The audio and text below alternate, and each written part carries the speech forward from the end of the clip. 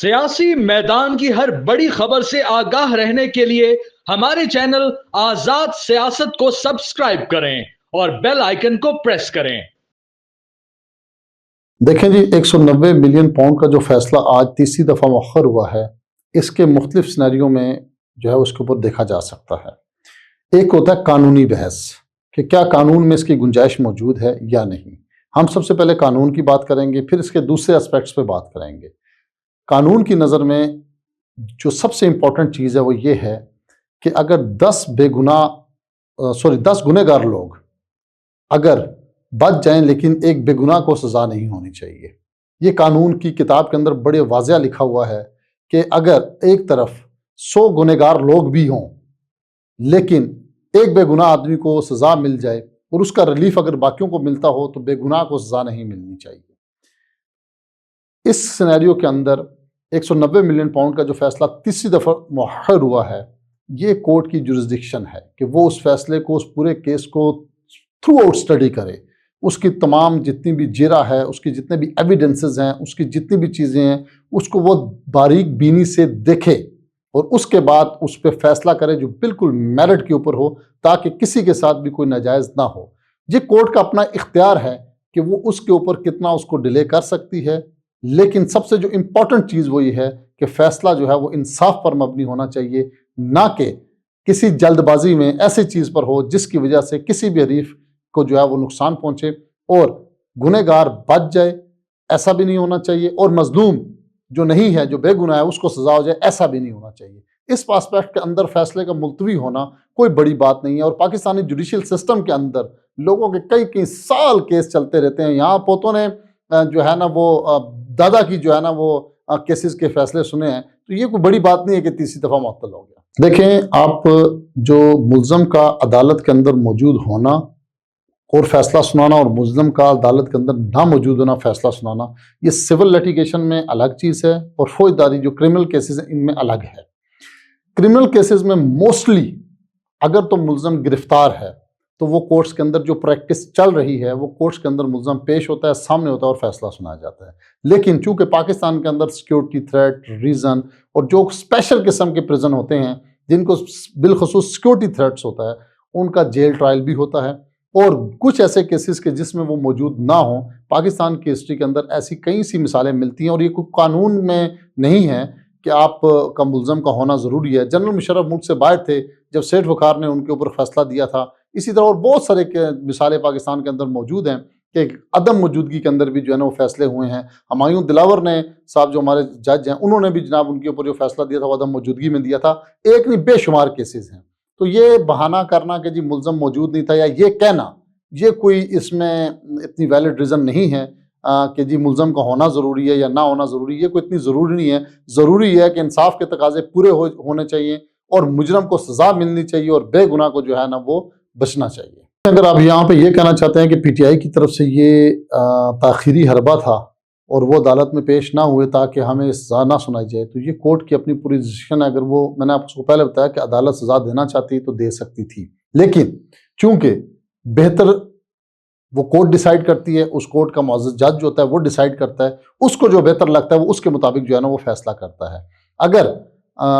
وہ پیش نہیں ہوئے یا وہ تاخیری حربہ آپ کے بقول استعمال کرنا چاہ رہے ہیں، تو یہ جج کی اپنی جورسڈکشن تھی، اس کا کوئی اتنا خاطر خواہ فائدہ نہیں ان کو ہونا۔ یہ ایک ڈیٹ پہ ہو سکتا ہے، 2 پہ ہو سکتا ہے، لیکن اس سے زیادہ اس کا جو ہے وہ ان کو بینیفٹ نہیں ملنا۔ باقی رہ گی بات جہاں پہ ٹرمپ کی بات ہے، تو یہ ایک پی ٹی آئی کو امید ہے کہ شاید 20 جو ہے یہ جنوری کے بعد ٹرمپ کی گورنمنٹ آ جائے گی تو ہمیں اس میں کوئی شاید ریلیف مل جائے۔ دیکھیں، اگر آپ اس بارے میں پوچھنا چاہتے ہیں کہ عمران خان صاحب کو اگر لانگ سینٹنس سزا ہو جاتی ہے اور گورنمنٹ کے ساتھ پسے پردہ ان کے کوئی مذاکرات چل رہے ہیں جو کامیاب ہو جاتے ہیں، تو پھر عمران خان صاحب کو فوری ریلیف کیسے ملے گا؟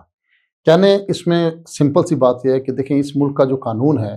وہ سقراط کی ایک بڑی مشہور مثال ہے کہ قانون جو ہے وہ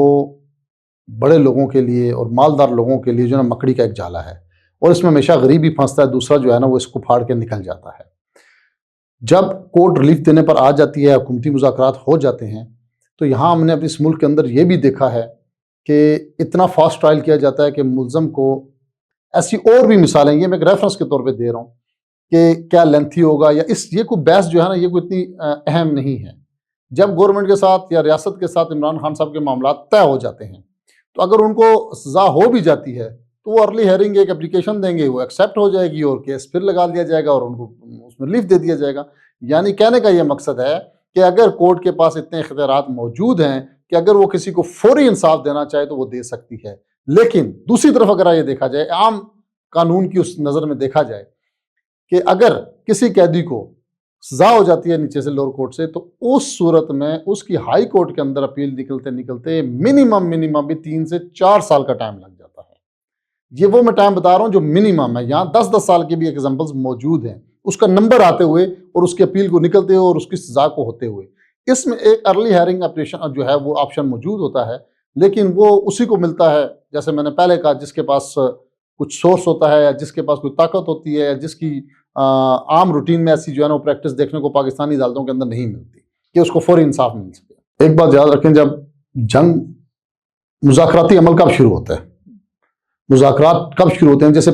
دیسی زبان میں کرا دیں کہ پنچایت، پرا پنچایت جسے آپ کہتے ہیں یا جرگہ جسے اردو میں آپ کہتے ہیں، وہ کب شروع ہوتا ہے؟ جب دونوں فریقین اپنی تمام قوتوں کا استعمال کر کے اینڈ پہ ہوتے ہیں، جس میں ایک فریق یا ڈومین ہو جاتا ہے، فتح یاب آ جاتا ہے، دوسرا شکست کھا جاتا ہے، یا دو فریقوں کے درمیان اگر جھگڑا ہوتا ہے تو علاقے کے لوگ بڑے بزرگ جو ہے نا وہ بیچ میں پڑھ کے ان کی صلح کراتے ہیں، یا اس میں اکثر زیادہ تر دیکھنے میں یہ آیا کہ ایک شکست کھا کے جو ہے نا وہ آ جاتا ہے اور ایک فاتح ہو کر آتا ہے۔ تو اس وقت جو پوزیشن ہے پی ٹی آئی کی وہ شکست خوردہ والی ہے، انہوں نے اپنے تمام پتے جو ہے نا وہ کھیل لیے ہیں، جو کہ عمران خان صاحب سوچ رہے تھے کہ شاید میرے پیچھے پوری پاکستان کی عوام امڑ آئے گی، پاکستان کا سسٹم بند ہو جائے گا اور بہت کچھ ہو جائے گا، جو کہ ان کے سوچ کے برعکس نکلا۔ انہوں نے اپنی کئی دفعہ کال بھی دی، احتجاج بھی کیا، لاسٹ ریڈ لائن کال کے بعد آپ دیکھیں نا وہ ہمت ہار گئے اور اس کے بعد یہ مذاکرات کی باتیں شروع ہوئیں۔ اس سے پہلے کہیں پر بھی آپ نے دیکھا 9 مئی کے بعد کوئی مذاکرات کی بات نہیں تھی، 26 نومبر سے پہلے تک کوئی مذاکرات کی بات نہیں تھی۔ جب ان کا آخری شو فلاپ ہوا جس میں انہوں نے کہا تھا کہ ہم عمران خان کو لیے کے بغیر یہاں سے نہیں جائیں گے اور وہ ہم مریں گے اور ہم کفن باندھ کے آ رہے ہیں اور ہم یہ کر رہے ہیں، اس کے بعد مذاکراتی عمل شروع ہوا۔ اب جب مذاکراتی عمل شروع ہوتا ہے اور جو فریق فاتح ہوتا ہے